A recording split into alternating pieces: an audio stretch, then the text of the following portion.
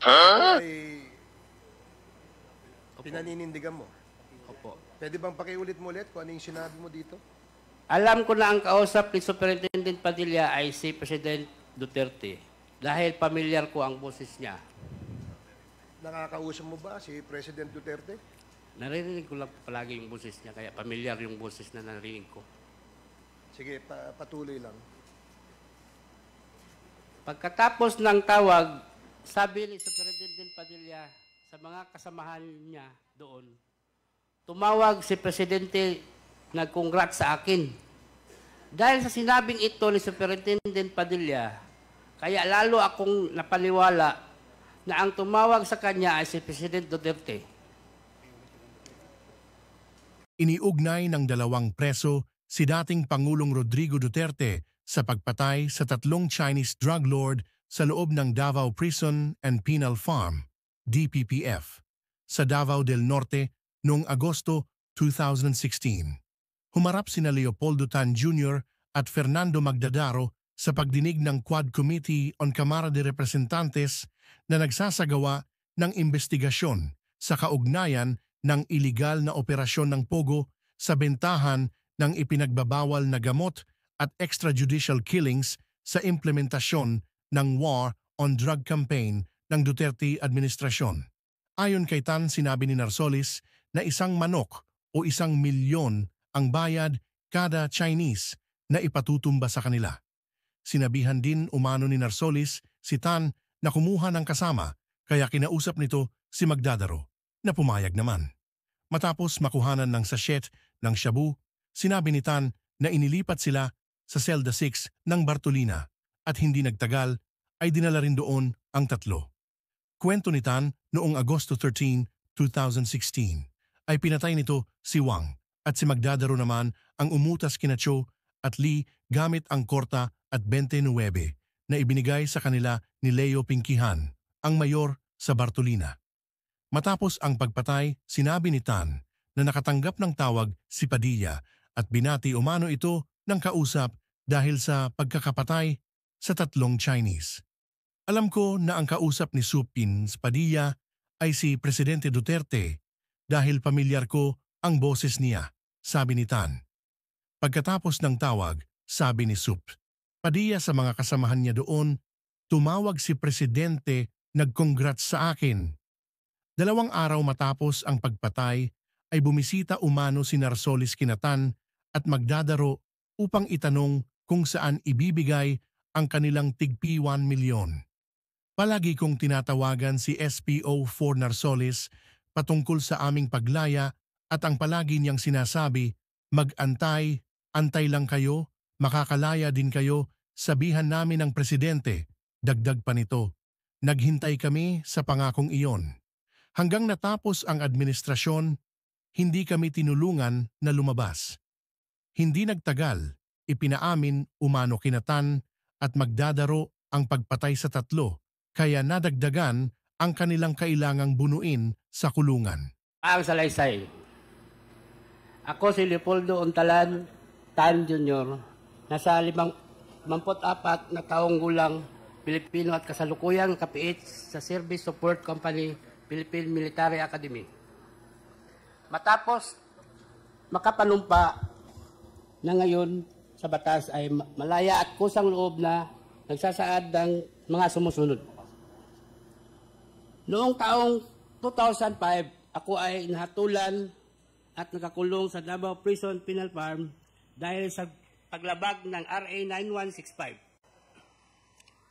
Noong mga bandang July 2016, habang sinisilbi ko ang aking sentensya sa maximum compound, dumalaw sa akin ang kaibigan ko na si SPO4 Arthur Narsoles. Si SPO4 Arthur Narsoles ay kaklase ko noong high school. At sa kanya din ako humihingi ng tulong ng aking kaso. Siya ay naka-assign sa CIDG 11 at nakabase sa Davao City. At boss niya si Colonel Edelberto Leonardo, Regional Chief ng CIDG 11 Davao City, at Lieutenant Colonel Rila Garma. Noong araw din yun, nakiusap sa akin sa SPO4, Arthur Narsulis, at sinabi niya na may ipatatrabaho ako sa iyo at may basbas sa taas. Baka matulungan ka rin namin na makalaya.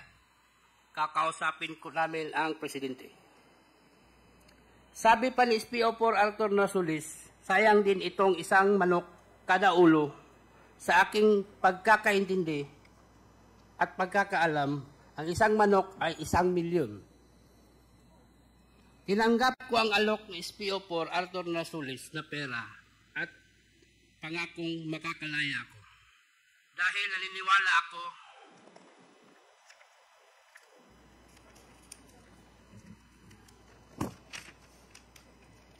naniniwala ako sa kapasidad at kakayahan ng boss niya na si Colonel Edelberto Leonardo na matutupad nila ang kanilang pangako dahil sa malakas sila sa taas. Tinanong ko kay SPO4 Arthur Narsulis kung sino ang mga tatrabahuin at pinakita niya ang isang kapirasong papel na naglalaman ng mga pangalan ni na Chukintong at Jackson Lee. At sinabi pa ni SPO4 Arthur Narsulis na 3 sila, ngunit yung isa na may pangalan na Peter Wang ay darating mamayang gabi dahil manggagaling siya sa ibang kolonya. Nagpakita pa si SPO4 Arthur Narsulis sa akin ng isang papel na naglalaman ng iba't ibang pangalan ng 32 na Chinese drug lords na nakapiit sa iba't ibang kolonya. Sinabi pa ni SPO4 Arthur Narsulis na ang mga Chinese na mga ito ay drug lords at galit ang presidente sa kanila. Kinabukasan at sa mga sumusunod na araw, nagmanman ako at nagtanong-tanong ako tungkol sa 3 Chinese drug lords. At nalaman ko na ang mga ito nakakulong sa foreign ward na bakod ang pagitan sa amin at may barbed wire pa. Kaya isang gabi, tumawag ako kay Arthur Narsulis at sinabihan ko na mahihirapan ako na kunin yung 3 Chinese drug lords kasi nakabukod sila. May bakod at may barbed wire pa. Sinabihan ako ni SPO4 Arthur Narsulis na maghanap ako ng kasama ko para sa trabaho sa 3 Chinese drug lords. Ibabartulinan na lang kami at doon na namin isasagawa ang pagpatay.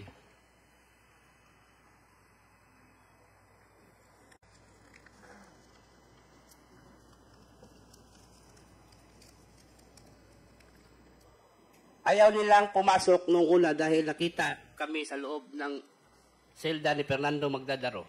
Dahil dito, inilipat muna kami. Excuse me, sinusundan namin ng iyong affidavit, no? Parang hindi kasama itong pahinang ito. Pwede bang malaman kung kasama ito sa iyong itong number 14, page 3?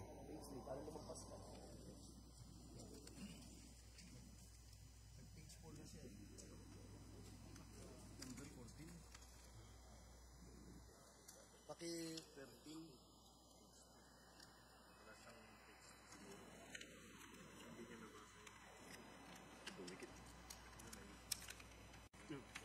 Umikit lang. Umikit. Number 14. Galing ko sa 13, di ba? Umikit lang. Paki-check mo nga ulit kung yan ba kasama sa iyong salaysay. Opo. Kasama ba yan? Pakisagot mo lang. Yan bang pahinang yan ay kasama sa iyong sinumpaang salaysay? Kasama po. Okay, sige. Pwede mo nang ipagpatuloy. Dito ko na kinausap si Fernando Magdadaro na kasama ko din na bilanggo sa Davao Penal Farm and Pressure Farm. Si Andy ay kaibigan ko at alam ko na isa siyang trabahante. Sa sumunod na araw ay bumisita si SPO4 Arthur Narsulis at kinausap kami ni Andy sa labas ng Davao Penal Farm.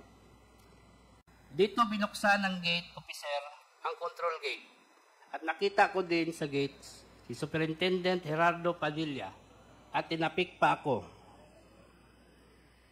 Noong papalabas kami ng gate, narinig ko yung isang empleyado sa pintuan, napuntahan si Fortaleza, Major Fortaleza. Sabihin nyo na may dalaw siya, ang classmate niya na si Garma. Ang Garma na tinutukoy ay si Lieutenant Colonel Ruina Garma, na sa pagkaalam ko ay taga CIDG. Kilala ko si Lieutenant Colonel Ruina Garma, na karelasyon ni Art Espiofor Narsulis. Kinabukasan, nagkaroon ng search at pinalabas na may nakuhang sachets ng shabu sa aking bulsa. Dahil dito, ako ay dinala sa Bartolina, Silda 6, kung saan nakasama ko si Fernando Magladaro na nakuhanan din ng shabu sa bulsa. Sa loob ng Bartolina, lumapit si Jimmy Fortaleza at sinabihan ako ng, "Tol, trabahuin nyo yan. Hindi kayo pwedeng pumalpak."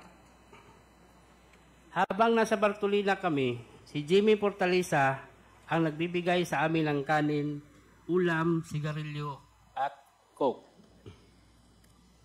Pagkaraan ng 2 araw, dinala ng mga taga-Bucor yung 3 Chinese regulars sa Bartolina, Silda 6. Ayaw nilang pumasok nung una dahil nakita kami sa loob ni Fernando Magdadaro. Dahil dito, nilipat mula kami sa Bartolina, Silda 4, saka pumasok ang 3 Chinese drug lords at pagkaraan ng ilang minuto ay binalik din kami sa Bartolina, Silda 6. Noong August 13 ng gabi, pinagsasaksak na namin yung 3 Chinese drug lords. Ginamit ko ang korta at pagsaksak at si Fernando Magdadaro naman ay gumamit ng 29 balisong sa pagsaksak. Ang korta at 29 balisong na nagamit ng palaksak na binigay ni Leo Pinkian 1 araw bago yung insidente. Si Leo Pinkian ay mayor ng Bartolina.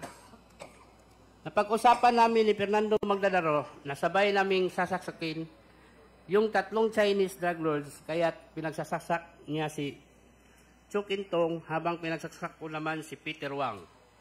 Pagkatapos sumunod na pinagsasaksak ni Fernando Magdadaro si Jackson Lee.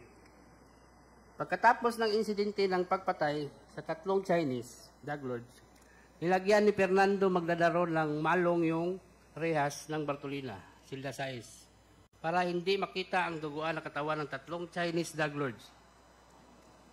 Pagkatapos ay dumating si Superintendent Gerardo Padilla sa Bartolina, Silda 6, at sinabi niya na, "Anong ginamit ninyo? Ihagis sa labas."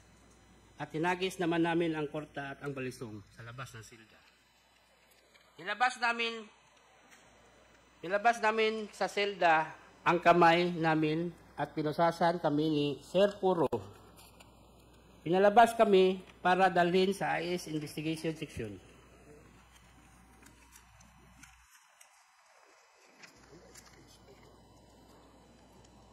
Habang naglalakad kami papuntang Investigation Section, tumunog ang cellphone ni Superintendent Padilla.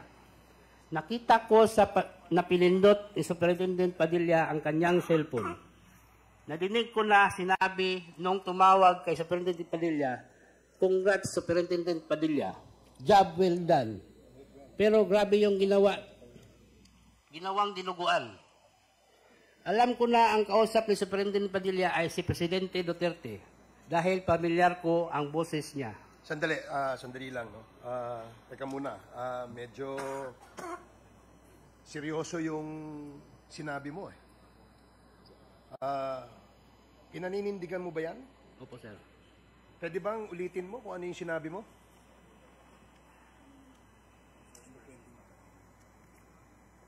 Habang naglalakad kami papuntang Investigation Section, tumunog ang cellphone ni Superintendent Padilla.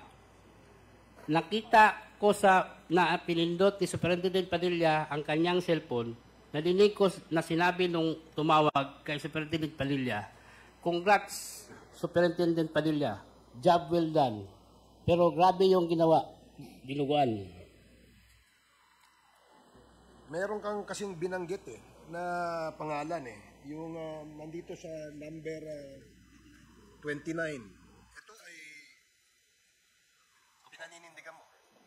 Pwede bang pakiulit mo ulit kung ano yung sinabi mo dito? Alam ko na ang kausap ni Superintendent Padilla ay si President Duterte dahil pamilyar ko ang boses niya. Nakakausap mo ba si President Duterte?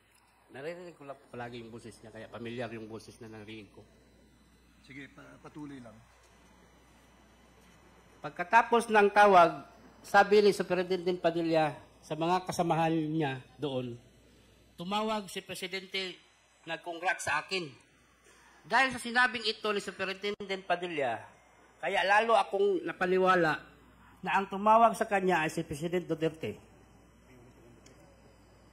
Pagkatapos kaming imbestigahan sa IS, kinausap kami ng hipi ng Bartolina na si Jerome Glassi. Pinapapili kami kung saan selda ang gusto namin at pinapalinis ni Superintendent Padilla. Pinili namin ang Bartolina selda 6 at doon kami naglagi ng 3 linggo. Pagkatapos ng 2 araw, dumalaw sa akin si SPO4 Arthur Narsoles at sinabihan kami na nandito na ang reward ninyo na tig-1 milyon. Saan ko ito ibibigay? At ang sagot ko, ibigay mo ang 1 milyon sa asawa ko. At ang saan naman ni Fernando Magdadaro, ibigay ang 1 milyon sa kanyang asawa. Pagkaalis ni SPO4 Narsoles, naisip ko na ang usapan namin ay 1 milyon kada ulo.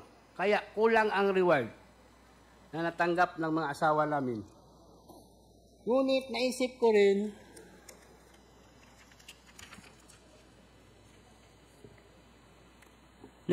rin na easy target lang naman at importante ay ang kalayaan namin. Noong sumunod na araw ay dumalaw ang asawa ko at ang asawa ni Fernando Magdadaro at kinumpirma nila na natanggap na nila ang tig-1 milyon.